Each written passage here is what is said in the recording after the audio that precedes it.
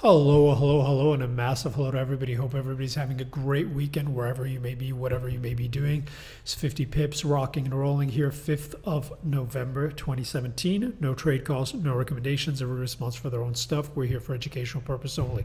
So, what's happening as we're going into commodity currency central bank week? So, on the daily calendar, nothing huge in terms of the bigger things in terms of US or Europe, but we're going to have Kuruda speaking, we're going to have Yellen speaking, we're going to have Draghi speaking.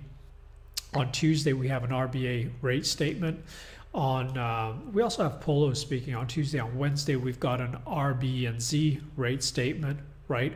And then we just got the usual weekly jobless numbers out of the US, and just some data here or there. A lot of central bank speak. So nothing much on the calendar, nothing huge unless you're trading Kiwi and Aussie.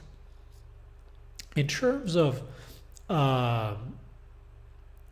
undefined risk or unknown risk, is you have to keep in mind that we have Trump is on his Asia tour. So the interesting there is that he'll be pretty much in a different country every day, but most likely the news flow will be in the overnight session, right, because of the time difference.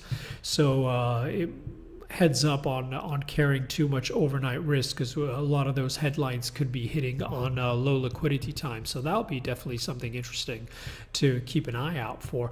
But the bigger story here is really all the news out of Saudi Arabia, and again, things will likely be heating up. I very much doubt we've heard the last of it. It's really tricky to call because we really don't have a clear picture of what's going on. But keep in mind that at least action on crude should definitely be interesting. So what's happening on crude now? I suspect everybody's going to expect this to rip higher. We'll have to wait and see. I think here, technically, even if you look at it last week, what we were expecting, even though it looked like it was trying to rotate higher, we expected it to try and stall a bit more at that 55, right? Especially with that daily close here. What we expected was, if anything, even if it was going to break higher, we expected it to come back into the 52.80s, maybe even lower, and then take another stab at the 55. Now, what's happened here is we've closed above the 55, so technically this is bullish. If you look at this on the weekly, very hard to argue on this being bearish unless we get daily closes back below the 55.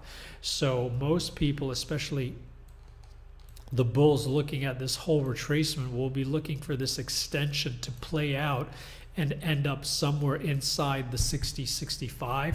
If anything, with the news, we're getting good chance to take a stab at that. And why is that interesting? Where not only is that pretty much the 123 extension of this whole move, but it's also interesting because we've got all this cluster of previous highs, right, above, let me clear that up, above the 60 mark, that basically is capped since the big puke in 2014, 2015, right? That's where we had the huge move down from above the 100s all the way back down below this 55 mark.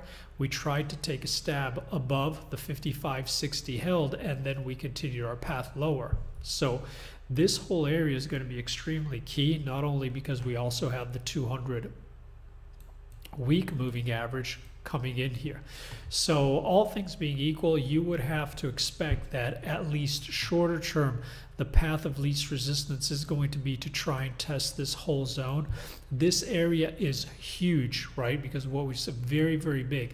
In terms of bearish, well, unless we get daily closes below the 55, this is still going to be bid. And even if we move back down, right, this could just be retracing back to attempt that test.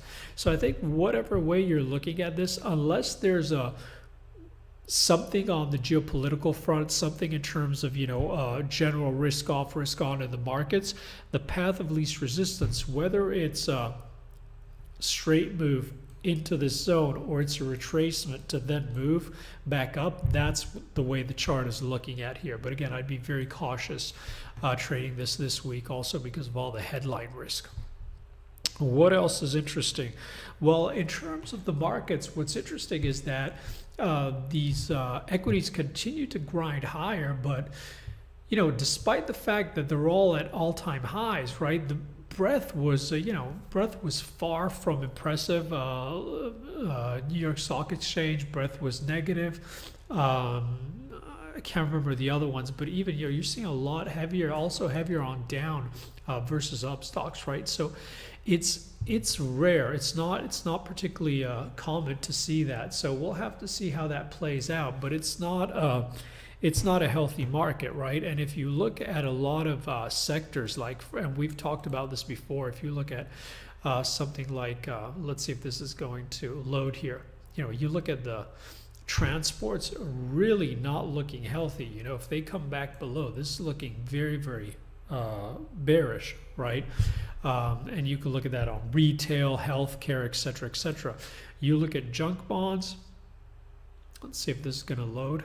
Also, fairly interesting zone, but it's clearly not looking very bullish, right? So this is setting up for a very interesting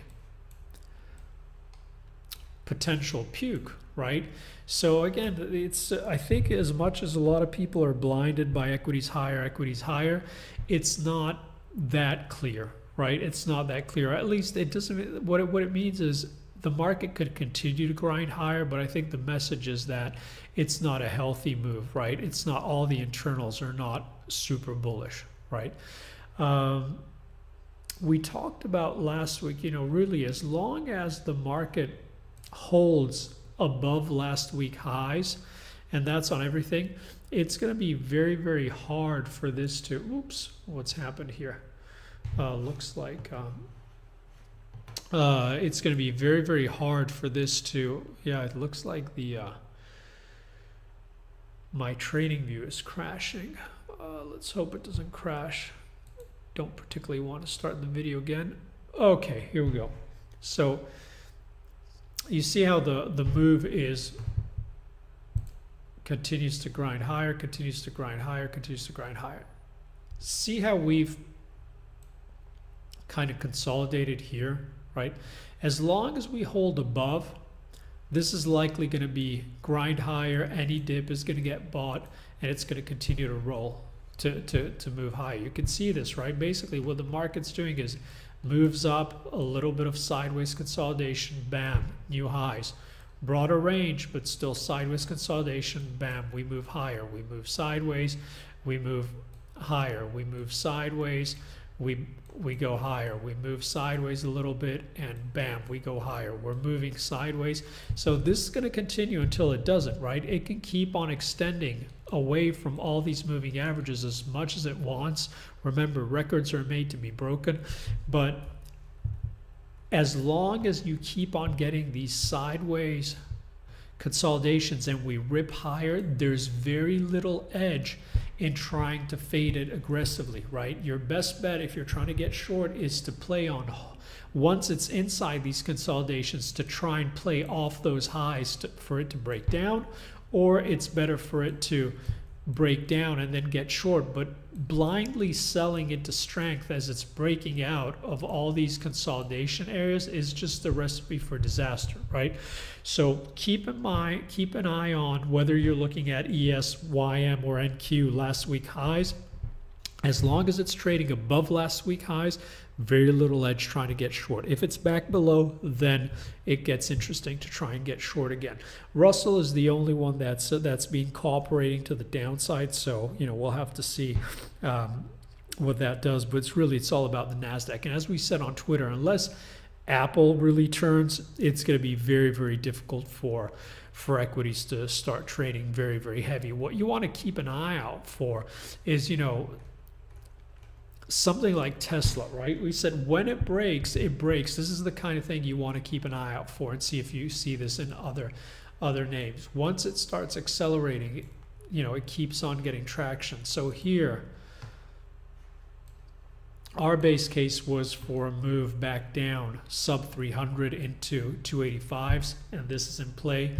What you want to look at this week is any rally. If any rally into this gap fill gets sold, our base case is still that we're moving much, much lower. And it's going to be interesting to see if something like Tesla keeps on with a lot of downside pressure, something like AMD, are people going to try to lighten up on other names? In terms of tech, the other thing we're particularly interested in is Facebook, right? See how we traded off those highs? It's trading a little bit heavy. Now, right here, as long as we don't trade back below 175s, this could easily ramp higher to new highs. But the way we're looking at this, if we get any daily close back below the 175.50 zone, we think that this is a bigger top is in, and we'd expect it to try and come back all the way into the 153s. So those are a couple of tech names we're keeping an eye out for. In terms of gold, a lot of questions on gold. Honestly speaking, not to poo-poo anybody's party, but a lot of people getting excited on gold last week. Now, what was strange is to see the way it acted intraday compared to some of the other asset classes. But let's be frank here. Friday, Thursday, Wednesday, Tuesday, Monday, last Friday, last Thursday. Right? You see what's happening is really much to do about nothing. We're going sideways, and even though there are a lot of people getting stopped out intraday, trying to trade inside this range, nothing's really happened, right? So here, the way we're looking at this is that it's still trying to base here. It might need to flush some weak longs, and if it's going down, it might need to flush some weak shorts, but really nothing has happened. Now, if we get an aggressive break below these lows, and you can call them pretty much 1265, something like that, we expect the market to try and test that 1250 very, very quickly, right? If we start to see day close above was probably in the 85, 90s, we'd expect it to try and come and test the 1300 very, very quickly, right? But essentially, we're still stuck here. It's going nowhere fast. And especially because of the geopolitical risk and everything that's building up, our base case is still that even though it's sloppy, it's trying to form some kind of a base here for a retest higher. Now, USD, a lot of people looking at USD. What's happening on the USD? Well, basically, similar to gold, because you can run but you can't hide. Not a lot's happening, right? 1, 2, 3, 4, 5, 6, 7, 8. It's stuck, right? Not a lot's happening. So here, the bears are waiting for this to sell off again, get back below the 94.40 so they can sell it and continue this downtrend. And the bulls are saying, as long as we hold above the 94.40s, we're still bid, we're still going higher. King dollar, king dollar, king dollar. If we look at it on the weekly, the picture is far from clear. And as much as it looks like, as we discussed, the move back into above the 200 was showing that it could easily come back into the 97, 95 zone, we don't feel this is a strong enough move to say the bull is back in town and we're headed back to new highs and the dollar's bid again. As far as we're concerned, these are the lines in the sand, right? If we get daily closes back above the 97, then we'll entertain the possibility that 100's back in play, and that's going to be the big bull bear line for the rotation. But definitely back above the 50, the 100, and the 200 on the weekly, this is very bullish, and you have to look at a clear possibility that we're going to try and take out those highs. Once again, here below the 200 and below these lows, then we'd be very, very aggressive looking for this to try and come back into the 87, 83s. But as far as we're trading inside this zone, we consider this very, very choppy, and both sides, both plays in terms of the bigger swing moves are very much on the table. And you can see that uncertainty across the board, right? Even though some of the currency pairs look like the dollar's a very bid, it's not such a clear-cut case across the board, and we think the dollar index is probably the best example that it's not so clear-cut, right? Another thing you want to keep an eye out for is, you can look at the action on, Euro JPY or Euro USD. It's exactly the same Same situation, right? Are we resuming the downtrend or not? Well, as long as it holds below the 1650, it's clearly heavy, and as we discussed, our targets would be back into the 112, 113, 112.90, 113. But equally, it hasn't got a lot of traction. And keep in mind that as much as back below the 200 is bearish, this could easily just be a nice little rotation back into this pivotal level, back into the moving averages to complete the move back into the 126s. Right, so we really don't feel that the move on the dollar is that clear, neither to the bull side nor to the bearish side. We think it's still, jury's still out. And on USD JPY, what we said here, the way we're looking at this, unless we get a daily close back above the 1450. We still think that 112 attract. Back above the 114.50, we think it's got about 100, 150 pips very, very quick to the upside to the 116s. But as long as we don't close back above 114.50, we think the path of least resistance is still for a move back into the 112. What else have we got which could be interesting, which we haven't looked at? Just trying to go through these charts. I mean, Aussie is interesting on the weekly, but again, it's still very, very similar to what we've been discussing on the dollar. So it's such an important level, but you see it's the same kind of situation. It's stuck here. So as much as the bears are saying, okay, this is broken down, this is it, we're coming back down, we feel that it's far from clear and we need to get a day close below this 100 on the weekly. Clearly the 77 is pivotal, but this could easily just be holding this for so just be moving higher